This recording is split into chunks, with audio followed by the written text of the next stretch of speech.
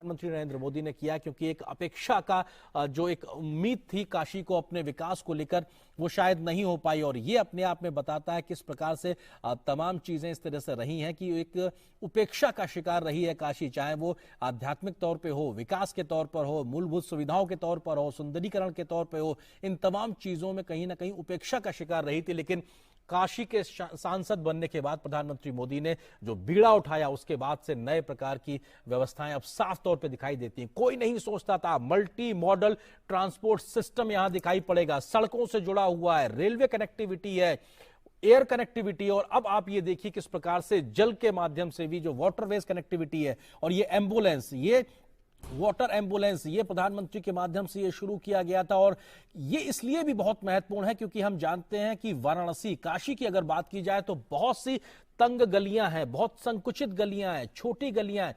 अगर कोई आकस्मिक स्थिति आती है किसी व्यक्ति के लिए, कोई मेडिकल इमरजेंसी होती है, तो उन गलियों के माध्यम से मुख्य सड़क और सड़क के माध्यम से अस्पताल तक पहुंचना बड़ा मुश्किल होता है। लेकिन बावजूद उसके इस प्रकार की व्यवस्थाएं की गई कि अगर कोई व्यक्ति इस प्रकार से स्थिति में है तो वो वाटर एम्बुलेंस के माध्यम से अस्पताल तक पहुंच सकता है। ये सोच भी बताता है कि किस प्रकार की एक सोच है, विजन है, दूरगामी विजन है कि हर वो व्यवस्था यहां पे लाके रखी जाए जिसके माध्यम से हर एक काशीवासी को उसकी हर एक मुमकिन चीज मिल सके। जब मेडिकल इमरजेंसी होती है तो एक एक मिनट भारी होता है, एक एक सेकंड भारी होता है, और ऐसे में वाटर एम्बुलेंस की व्यवस्था को वहां पे लागू कर देना ये बताता है किस प्रकार की सोच के साथ में प्रधानमंत्री वहां जमीन पे काम कर रहे हैं। Waterways, Airways, rail connectivity, road connectivity, multi modal transport hub के माध्यम से अब वाराणसी से वहां से व्यापार भी होता है जलमार्ग के माध्यम से, जो एक विरासत के तौर पे रहा था, जो पहचान कहीं खो गई थी। लेकिन मां गंगा के धाराओं के बीच से जो व्यापार कभी एक इतिहास की पन्नों में लिखा हुआ था, उसको फिर से स्थापित किया है प्रधानमंत्री मोदी ने। और मल्टी मॉडल ट्रांसपोर्ट हब को विकसित करने में जो उन्होंने काम किया है, अब जो पानी के जहाज हैं जिनसे माल ढुलाई होती है बड़ी संख्या में, वो भी अब वाराणसी में आके उतरते हैं। वहां से बनारस का जो सामान है वो अन्य अन्य जगहों पर, शहरों में, मुल्कों में जाता है पानी के इस जलमार्ग के माध्यम से, मां गंगा नदी के माध्यम से। और साथ ही साथ एयर कनेक्टिविटी से तो जुड़ा ही हुआ है, रेल कनेक्टिविटी से जुड़ा हुआ है, रोड कनेक्टिविटी को भी और बेहतर किया गया है। तो ये बताता है किस प्रकार की सोच के साथ में विश्व स्तर की सुविधाओं को, जो काशी से क्योटो तक की जो बात थी, जापान की एक अपने आप में बड़ी एक शहर क्योटो जिसके का दौरा भी प्रधानमंत्री ने किया था, उसकी तर्ज पर विकसित करने की जो बात थी, हमने देखा था वो तस्वीरें भी जब जापान के उस वक्त के प्रधानमंत्री शिंजो आबे ने यहाँ की गंगा आरती में शिरकत की थी, तो उस वक्त भी इस बात की बहुत चर्चा थी कि क्या ये महज एक अपने आप में कह देने वाली बात है कि क्या हम इस काशी को क्योटो बना पाएंगे। लेकिन आज जब हम उसको इस प्रकार से विस्तारित होते देखते हैं तब समझ में आता है कि जो बात उस वक्त सिर्फ शब्दों तक सीमित थी, आज वो जमीन पे हकीकत के रूप में दिखाई पड़ रही है। और ये क्रूज जो अपने आप में एक सच्चाई बन चुका है, जिस प्रकार के विस्तारित कार्यक्रम किए गए हैं, जिस प्रकार की वैश्विक स्तर की सुविधाएं इस शहर को अब दी गई हैं, मूलभूत सुविधाओं का किया गया है, वो सब कुछ बताता है। प्रधानमंत्री की नजर इस वक्त उन तमाम घाटों पे, और तमाम घाटों पे मौजूद लोग अभिवादन जो प्रधानमंत्री कर रहे हैं, प्रधानमंत्री भी सहजता से स्वीकार रहे हैं। प्रधानमंत्री के मन में निश्चित तौर से इस प्रकार का भाव होगा कि ये वही शहर है, ये वही काशी है जिसकी एक तरीके से दुर्दशा शब्द भी शायद इस्तेमाल किया जा सकता है, जो 2014 से पहले थी। एक बिगड़ा उठाया था साफ सफाई का, स्वच्छता का, मां गंगा नदी को साफ करने का, इन घाटों को साफ सफाई के माध्यम से एक विश्व स्तर की सुविधाओं से लैस करने का। इन जगहों पर लोग आए तो उनको एक अच्छा अनुभव प्राप्त हो, श्रद्धालुओं के मन में इस प्रकार का भाव आए कि वो जिस जगह गए थे खुशी की अपनी यादों को लेकर जाएं। ऐसी तमाम बातों को कैसे किया जाए, वक्त लगा, थोड़ा वक्त लगा, लेकिन उसके बावजूद भी उन तमाम चीजों को जमीन पे लाया गया। हजारों की संख्या में घाटों पे जो बनारस के लोग हैं वो पहुंचे हैं प्रधानमंत्री का अभिवादन करने के लिए, और प्रधानमंत्री सहजता से उनके अभिवादन को स्वीकार करते हुए प्रधानमंत्री के चेहरे पर एक संतोष का भाव, एक हल्की सी मुस्कान दिखाई पड़ती है। ये शायद इस भाव का परिलक्षित करता है कि उनके मन में संतोष होगा कि उन्होंने जो काम का बीड़ा उठाया था वो काफी हद तक एक साथ समागम के रूप में दिखाई देते हैं। इसलिए कहा जाता है कि नारायण ने भगवान शिव की इतनी बड़ी आराधना की, इतनी ऊंची आराधना की कि भगवान शिव द्रवीभूत हो गए, और वही ब्रह्म द्रव काशी खंड के रूप में उद्भूत हो गया। ये एक ऐसा भूखंड है जो भूभाग पर स्थित होकर के भी इस भू से पृथक है। इसलिए यहां पर शरीर छोड़ने पर ब्रह्म या फिर यम की यातना चलती नहीं, नियम भंग हो जाते हैं ब्रह्मांड के। और इस पृथ्वी से अलग इस क्षेत्र का महत्व इसलिए बढ़ जाता है क्योंकि आपको याद होगा महाराजा हरिश्चंद्र की कथा, जब उन्होंने अपनी सारी पृथ्वी को दान कर दिया, उन्हें यह नहीं समझ में आया कि अब मैं अपने आप को बेचने के लिए किस क्षेत्र का वर्ण करूं। उन्होंने काशी को चुना। काशी में उन्होंने अपने आप को बेचने की जो प्रक्रिया की, इसी तथ्य को हृदयंगम करके कि ये काशी उस धरती से अलग है जिस धरती का एक छत्र में राज्य करता हूं और उसको तो मैंने दान में दे दिया है। स्वयं राजा हरिश्चंद्र ने यहां पर महाश्मशान में आकर के अपने आप को दान किया और इतिहास में अमर हो गए। ये जो ब्रह्मद्रव है सिर्फ काशी खंड ही नहीं, यहां एक और कथा के रूप में आप दूसरा ब्रह्मद्रव जिसका दर्शन कर रहे हैं, मां गंगा स्वयं ब्रह्मद्रव हैं। इसलिए क्योंकि काशी खंड में तो आपने देखा कि भगवान नारायण ने आराधना की भगवान शिव की, और गंगा के रूप में यह कहा जाता है, गर्ग संहिता में यह कहा गया है कि भगवान श्री नारद जी के संगीत से अभिभूत होकर के जो नारायण है वो ब्रह्मद्रव बन गए और वही ब्रह्मद्रव गंगा है। काशी कितनी धन्य है कि यहां पर दो ब्रह्मद्रव्यों का सम्मिलन होता है। और जिस तरह से भैया सुनी ने बताया कि यहां पर गंगा मां उत्तराभिमुख हो जाती हैं, जिस हिमालय से वो निकलती हैं उसी हिमालय की ओर अपना मुख करती हैं, अपनी पिता की ओर अपना मुख करती हैं। इसलिए वो यहां पर मुदिता हो जाती हैं, प्रसन्न वदना हो जाती हैं, प्रसन्न मुख हो जाती हैं। स्वयं अपने पति अपने स्वामी की ओर देखती हुई, भगवान विश्वनाथ की ओर देखती हुई, अपने पिता की ओर उत्तर की ओर जब देखती हैं तो मां गंगा का स्वरूप यहां पर पूरे ब्रह्मांड से अलग हो जाता है। प्रयागराज, तीर्थराज प्रयागराज की महिमा से भी काशी की महिमा इसीलिए अधिक हो जाती है कि मां गंगा, मां यमुना, मां सरस्वती प्रयाग तीर्थ का स्पर्श करके विंध्याचल धाम से होती हुई जब यहां काशी में प्रवेश करती हैं तो उनका स्वरूप भगवान विश्वनाथ के सानिध्य में, स्वयं नारायण के रूप भगवान हिमालय की ओर उत्तराभिमुख होते हुए मां एक अलग रूप में आती हैं नजर, जहां पर सबको धन्य बनाती हैं, सब पर करुणा करती हैं, सब पर कृपा करती हैं। और वही अद्भुत अकल्पनीय वो दृश्य ब्रह्मद्रव आपके समक्ष जो स्वयं नारायण का रूप है, स्वयं निराकार ब्रह्म निराकार हो जाता है, द्रव का रूप ले लेता है, मां गंगा का रूप ले लेता है, वो स्पष्ट आपके सामने आपके समक्ष नजर आ रहा है। ये हमारा आप सबका सौभाग्य है कि दूरदर्शन परिवार के इस छोटे से प्रयास से आप वो दर्शन कर पा रहे हैं जो अपने आप में एक इतिहास है, अपने आप में भव्य है, नव्य है। Honorable Prime Minister of India, Mr. Narendra Modi, along with the Chief Minister of Uttar Pradesh, Mr. Yogi Adityanath, is sailing to reach the holy shrine of Lord Shiva. He is heading to the destination where he has to unveil the Vishwanath Dham, Kashi Vishwanath Dham, which is setting another milestone in the cultural history of Banaras, particularly the temple of Sri Kashi Vishwanath. The glory of the Kashi Vishwanath is known to all since time immemorial. And we also know that the temple was targeted by the invaders from time to time, which forbade its proper structural existence until 1780, when the Queen Ahilyabai Holkar of Indore established it in the present form, and Maharaja Ranjit Singh established it with a gold coating in the year 1835. It would not be an exaggeration to say that after a long time, such a massive transformation is done of the temple area. The present effort not only facilitates a clear view of the temple, but also links the Kashi Vishwanath temple to the famous Lalita Ghat and Manikarnika Ghat, which is a Shakti Peeth too. It is expected to boost the overall economy of the city as well, besides promoting religious and spiritual tourism in India. आज स्वप्न के साकार होने का दिन है।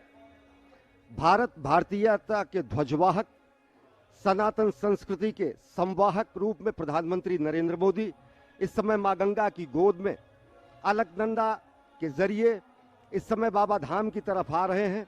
और ये विलक्षण, अनुपम, अविस्मरणीय, अकल्पनीय क्षण है, क्योंकि बाबा विश्वनाथ के धाम का आज लोकार्पण हो रहा है, विश्वार्पण हो रहा है। और सबसे बड़ी बात कि काशी की अनेक विभूतियां, काशी का विशाल गौरव, काशी की गरिमा, काशी की महिमा, काशी की मूल आत्मा, काशी के मूल आध्यात्मिक स्वरूप को सजोकर ये पूरा का पूरा बाबा विश्वनाथ धाम का पुनर्विस्तार और पुनर्विकास किया गया है, जिससे कि काशी के मूल रूप को सजोकर काशी की आध्यात्मिकता को बनाते हुए इसकी काया को, आत्मा को नहीं, काया को, कलेवर को आधुनिक रूप दिया जा सके, नवीन स्वरूप दिया जा सके, अद्यतन बनाया जा सके। पुरातनता के साथ अद्यनता का जो ये संगम है, आध्यात्म के साथ जो आधुनिकता का ये संगम है, जो यहाँ पर विकास की गंगा के साथ अलकनंदा और मां गंगा का संगम है, ये अद्भुत है, विलक्षण है। और ये गंगा की लहरों पर आज इतिहास लिखा जा रहा है। ये विहंगम दृश्य आप देख रहे हैं कि किस तरीके से सर्वोच्च काशी में, सर्वोपरि काशी में, सबसे विशिष्ट काशी में आज विलक्षण और विशिष्टतम दिन है, जब बाबा के धाम के लिए ही किए गए पुनर्विकास और पुनर्निर्माण के काम का लोकार्पण हो रहा है। विभूतियों का ये शहर है, विभूतियों और महात्माओं का ये शहर है। और आज इस शहर में, इस नगर में, इस आदि नगर में आदि योगी को कार्यांजलि दी जा रही है। Here is the aerial view of the city, and we can see how beautiful, how magnificent it looks. A moment back we had the view of the ghats, which is a testimony of the history which the city has witnessed. See, here is the aerial view of the dham. The grandeur, the magnificence is visible. You can also see a huge gathering of the dignitaries from various parts of the nation. It is also visible here, the temple, the Vishwanath, Baba Vishwanath Dham. And it's my privilege and pleasure to share here that numerous saints from Ujjain, Ayodhya, and various corners of the country have assembled here to witness this phenomenal day. We can see the cheer expressed by the people on the ghat with the acclamation of Har Har Mahadev. This is how the day begins in Kashi, the day ends in Kashi, and it is rightly said that Shiv pervades everywhere here, in every stone, every corner, every particle of Kashi. विशिष्टतम दिन है।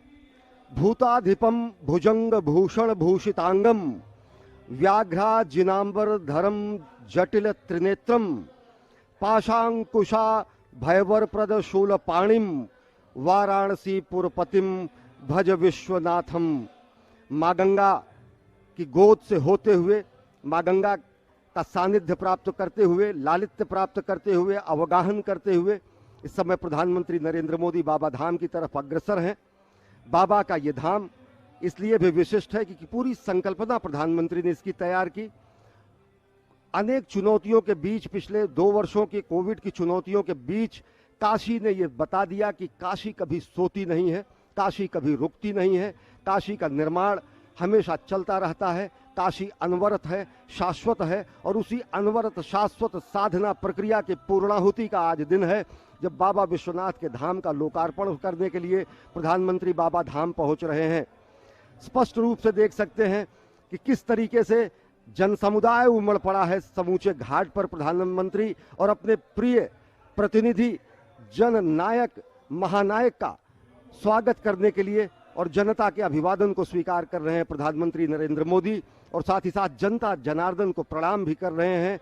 बाबा विश्वनाथ के धाम पधारने पर बाबा विश्वनाथ को भी प्रणाम कर रहे हैं, और समूचे 130 करोड़ देशवासियों की तरफ से आज ये कार्यांजलि देने जा रहे हैं। समूचे विश्व को, पूरे विश्व को इस महोत्सव में शामिल होने का अवसर मिला है कि जब विश्व के नियंता त्रिपुरारी भगवान शंकर, भगवान जो कि यहाँ पर माता अन्नपूर्णा के साथ साक्षात विद्यमान है, जो कि विशिष्ट ज्योतिर्लिंगों में से एक है, उनके दिव्य धाम का, नव्य धाम का लोकार्पण हो रहा है।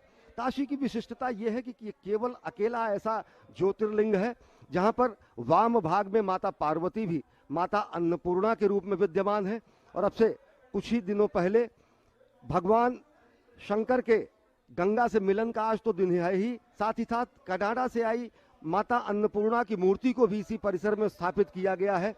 तो आज का दिन इसलिए भी विशिष्ट है कि भगवान शंकर की जटाओं से निकली हुई गंगा जब गंगा सागर तक की यात्रा करती हैं तो यहीं पर वो बाबा के चरण पखारने के लिए उत्तरगामिनी होती हैं, और उन अवरोधों को हटाकर आज माँ गंगा और बाबा विश्वनाथ का मिलन कराया संभव हो सका है। और यह भगीरथ कार्य था। जिस तरीके से भगीरथ प्रयत्न के बाद माता गंगा का पृथ्वी पर अवतरण हुआ, शिव की जटाओं से एक बूंद गिरने के लिए शस्य श्यामला भारतवर्ष को बनाती हुई, वो सांस्कृतिक रेखा खींचती हुई, आध्यात्मिक रेखा खींचती हुई वो समूचे भारत को बनाती हैं, उन अवरोधों को आज समाप्त किया गया है और सांस्कृतिक संचेतना के नए युग का आज सूत्रपात हो रहा है।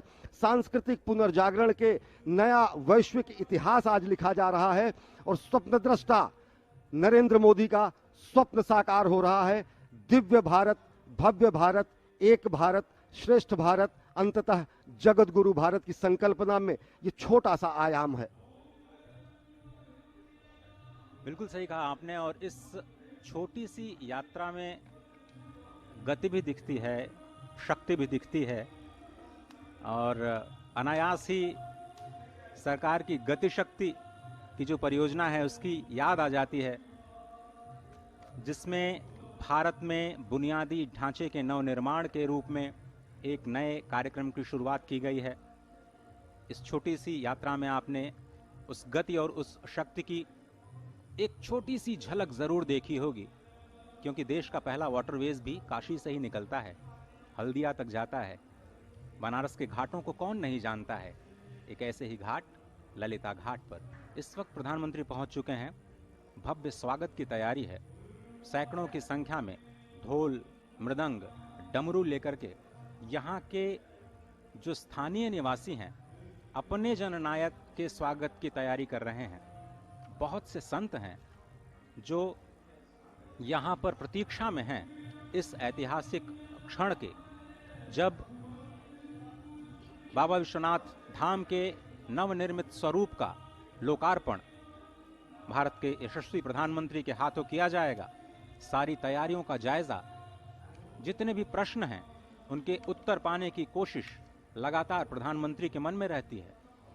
जो परिकल्पना, जो संकल्पना खींची गई थी वो कहां तक उतर पाई, परेशानियां कहां आईं, कुछ काम अटके क्यों रह गए, जहां पूरा हुआ वहां पर और भव्य कैसे बनाया जाए और दिव्य कैसे बनाया जाए, ये सुझाव, ये विचार, ये विमर्श, ये लगातार उच्च स्तर पर जो समीक्षा है वो हमें देखने को मिलती है। और इस वक्त आप जो दृश्य देख रहे हैं राजघाट से ललिता घाट, तमाम ऐसे घाट हैं जिनका पुनरुद्धार किया गया है, पुनर्निर्माण किया गया है, उनको संरक्षित करने का एक प्रयास किया गया है। और इस काशी में तो कहते हैं कि आप एक छोटा सा कार्य करते हैं तो उसका जो फल है वो करोड़ों गुना हो जाता है। आप देखिए कि इन सांस्कृतिक धरोहरों को फिर से सहेजने का कार्य जो मौजूदा सरकार ने किया है, करीब 800 करोड़ रुपए की लागत से इस विश्वनाथ धाम के पुनर्निर्माण का जो कार्य किया गया है उसका अक्षय पुण्य 135 करोड़ भारतीयों के हिस्से में ही जाता है। और हमेशा से देखा गया है कि प्रधानमंत्री कभी भी निर्माण का यश लेते नहीं, अपने कार्य का यश लेते नहीं, संपूर्ण भारत को ही